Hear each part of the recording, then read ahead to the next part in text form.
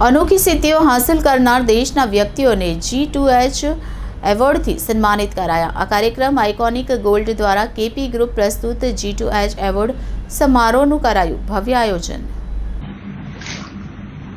Surat iconic gold દ્વારા આજરોજ સુરત ખાતે કેપી ગ્રુપ પ્રસ્તુત G2H એવોર્ડ સમારોહનું આયોજન કરવામાં આવ્યું હતું, જેમાં દેશની એવી વ્યક્તિઓને આ એવોર્ડથી સન્માનિત કરવામાં આવ્યા હતા જેમણે પોતાની ફરજ દરમિયાન કે જીવન દરમિયાન અનોખી સિદ્ધિ હાંસલ કરીને દેશ અને દુનિયા સામે એક પ્રેરક ઉદાહરણ પૂરું પાડ્યું છે।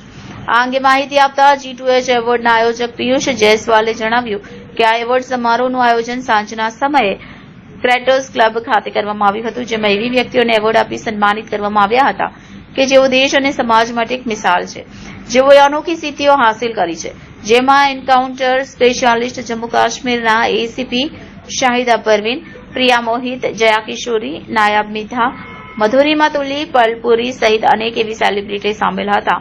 આ એવી વ્યક્તિઓ છે જેમને પોતાના જીવન અને ફરજમાં એવી અનોખી સિદ્ધિઓ હાંસિલ કરીને દેશ અને સમાજ માટે એક પ્રેરક ઉદાહરણ પૂરું પાડ્યું છે। આયોજકે વધુમાં જણાવ્યું હતું કે આ આયોજન પાછળનો ઉદ્દેશ્ય એ હતો કે આજે દરેક વ્યક્તિ પોતાના જીવનમાં કંઈક ખાસ ઉપલબ્ધિ મેળવતો હોય છે, પણ જે વ્યક્તિઓને એવોર્ડ આપી સન્માનિત કરવામાં આવ્યા છે એ એવા વ્યક્તિઓ છે તેઓ સમાજ અને દેશ માટે એક મિસાલ છે અને યુવા પેઢી તેમની પાસેથી પ્રેરણા મેળવે તેવું તેમનું વ્યક્તિત્વ છે। એમના વિશે વધુ ને વધુ લોકો અને ખાસ કરીને યુવા પેઢી માહિતગાર થાય અને તેઓ પણ જીવનમાં કંઈક કરી બતાવવા માટે પ્રેરિત થાય એ માટે આ એવોર્ડ સમારોહનું આયોજન કરવામાં આવ્યું હતું।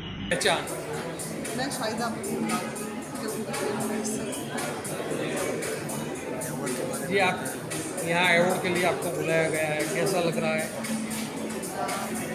मुझे बहुत अच्छा, सूरत में हमेशा बहुत अच्छा लगता है क्योंकि सूरत जब मैं आती हूँ कुछ यहाँ से नया सीख के जाती हूँ। बहुत बार लेके आना हुआ, लेकिन इस बार क्योंकि मुझे बहुत ज़्यादा इसरार किया कि आप आइए और हमारे प्रोग्राम में थोड़ा सा लोगों को इंस्पायर कीजिए, इंस्पिरेशन दीजिए। तो मुझे लगता है कि अगर मैं इस प्रोग्राम में किसी एक बच्ची को भी इंस्पायर कर पाई तो मेरे लिए बहुत खुशी की बात है।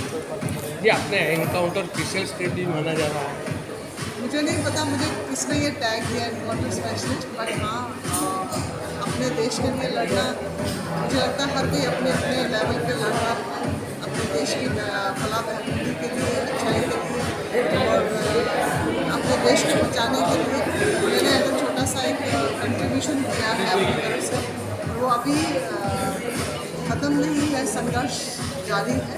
अभी किसी न किसी तरह से कोशिश करते हैं कि अपने देश के किसी काम आए, कि अपने लोगों के किसी काम आए, किसी गरीबों के काम आए या किसी बच्ची को इंस्पायर कर पाए। तो यही हमारा एक लक्ष्य है।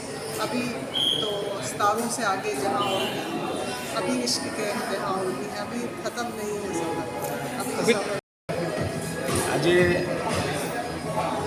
G2H આયોજિત એવોર્ડ સમારંભની અંદર કેપી સવાણી ગ્રુપથી મને પણ એવોર્ડ મળી રહ્યો છે, એ બદલ ખૂબ જ આનંદની અને ખુશીની લાગણી। સુરતની ધરતી ઉપર આ રીતનો એવોર્ડ અથવા ઘણા બધા એવોર્ડ ફંક્શન હોય છે, પણ ફક્ત સુરતના જ નહીં, આખા દેશના જે લોકોએ કંઈ ફિલ્ડની અંદર કંઈક સારું કામ કર્યું હોય, તો કોઈ સોશિયલ હોય, કોઈ દેશભક્તિનું હોય, કોઈ એવા લોકોને ભેગા કરીને જે એવોર્ડ સમારંભ થઈ રહ્યો છે એ બદલ G2Hની આખી ટીમને મહેશભાઈ, કહેવાય છે કે તમે અનેક દીકરીઓના પિતા બન્યા, શું કહેશો?